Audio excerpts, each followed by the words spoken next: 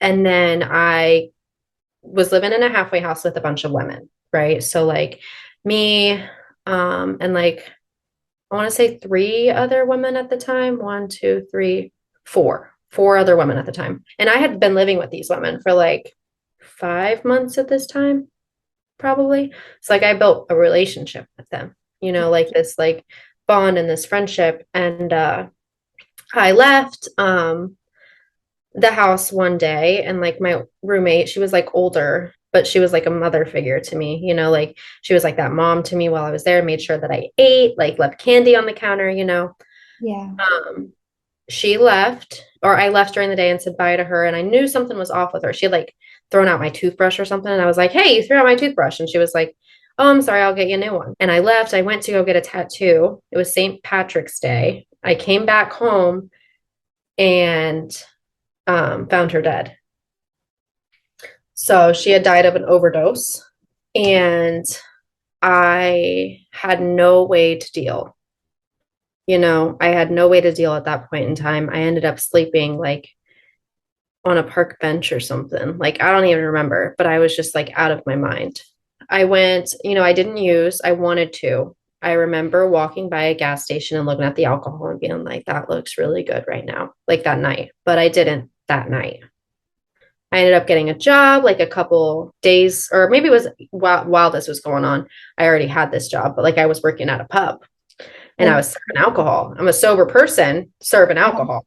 And eventually, like, me and the boyfriend broke up. He was going back into rehab. My roommate had died. Like, just things were happening. And I was not okay. And eventually, that drink started to look good. I didn't drink at work, but I went out to lunch with a couple of friends.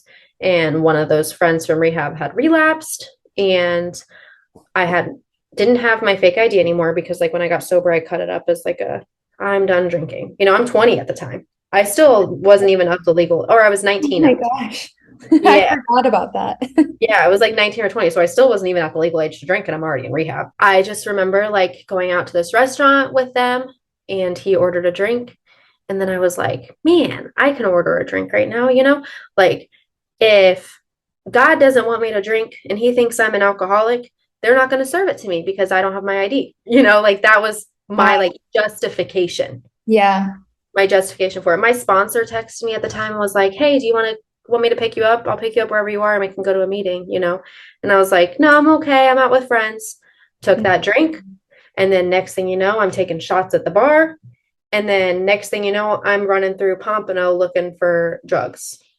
Wow. Like it was that fast.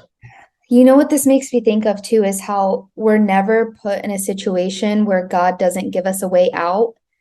And your sponsor reaching out to you was definitely that. Yes. 1000%. I'm like, God, if God wants me to drink, like he'll let that person serve me. Like, no, like God's not going to do it for me.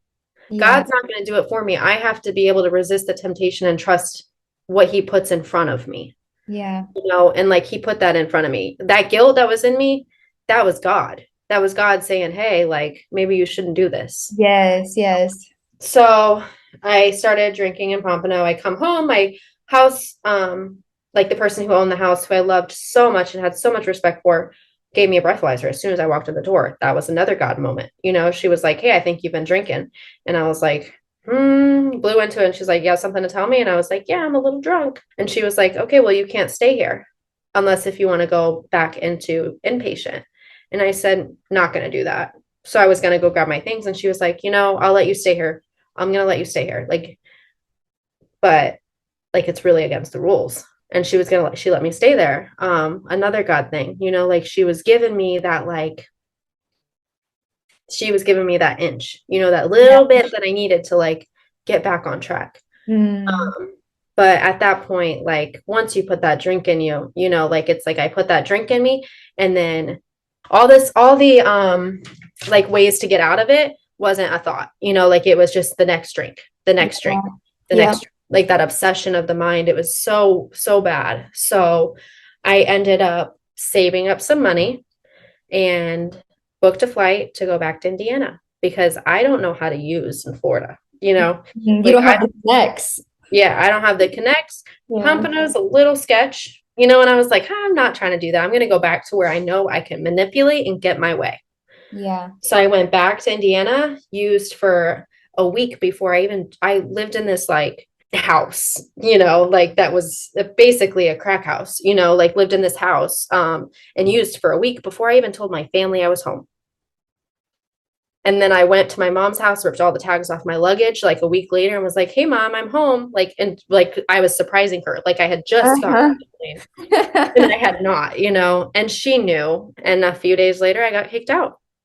I have a little sister. So at Yeah, the time she was like 10 and she's like, "No, right. Yeah. no, I'm not. I went through this with your dad. I'm not going through this with you," and kicked me out. And she gave me the option. You can stay here and not use, or you can leave. And I was like, I can't do that. So I'm going to leave. I'm just surprised you didn't try to lie and like act like you were gonna do something. No, because at that point I had built a bond with my mom. Like I had this trust for her and this respect for her. Like that was another thing that like sobriety gave me, was like this respect and like this honest. Mhm. Like I don't know. I didn't want to, I also had like some guilt in me. And if I lived there, I wasn't gonna be able to use the way I wanted to. I That's was gonna have a curfew, I was gonna be able to do and I was using all day and all night. So I ended up going back to this essentially crack house and living with this guy who I was friends with before and manipulated my way and became into a relationship with this guy. I wasn't really interested in him, but like, yeah. you know, He had I one. convinced myself that I was because he had what I wanted. Yeah. And when I tell you the crazy stuff that happened in that house, man, like he was abusive, I was abusive, like it was just a hot mess. But like I would, we would get into a fight, an altercation, physical, and then I would leave and then I would come back.